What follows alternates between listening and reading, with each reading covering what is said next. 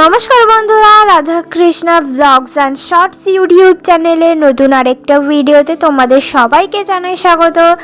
আশা করছি তোমরা সবাই ভালো আছো, সুস্থ আছো আর সাবধানে আছো। বন্ধুরা, আজকের ভিডিওটার নাম হলো পাড়ার শীতলা পূজায় কিভাবে রাধা কৃষ্ণকে সকালবেলা সেবা দিলাম। তোমরা পুরো ভিডিওটা প্রথম থেকে শেষ পর্যন্ত দেখতে থাকো। তো বন্ধুরা, আমি প্রথমে গামলার মধ্যে আমার রাধা কৃষ্ণের দুই বিগ্রহকে বসিয়ে দিয়েছি আর এখন স্নান করাচ্ছি। তোমাদের কাছে আমি ক্ষমা চেয়ে নিচ্ছি, কারণ এই ভিডিওটা আমি অনেক দিন আগেই করেছি, প্রায় ধরে নাও বন্ধুরা 2 মাস হতে চললো, কিন্তু আমি করতে পারিনি, তোমাদের সাথে এই ভিডিওটা শেয়ার করতে পারিনি।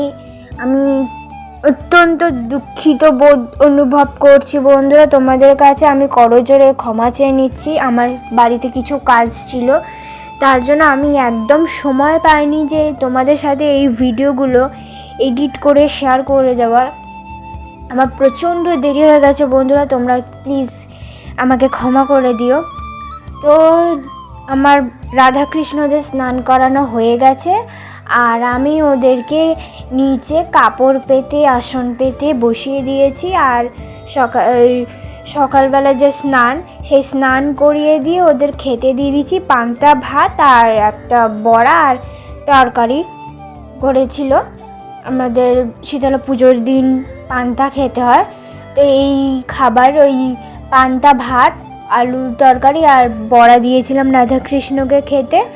তো ওদের খাবার খাওয়া হয়ে গেছে বন্ধুরা, ওদের কাছ থেকে আমি খাবার তুলে নিলাম।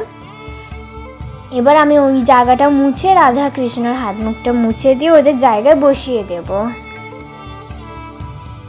তো রাধা কৃষ্ণদের আমি ভালো করে হাত মুখটা ধুয়ে মুছিয়ে দিয়েছি আর ওদেরকে ওদের জায়গায় বসিয়ে দিয়েছি।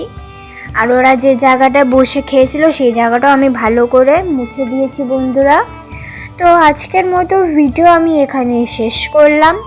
তোমাদের এই ভিডিওটা যদি ভালো লাগে তাহলে একটা লাইক, শেয়ার, সাবস্ক্রাইব, কমেন্ট করে রাখবে, বেল আইকনটা টিপে পাশে থাকবে পরবর্তী ভিডিও পাওয়ার জন্য।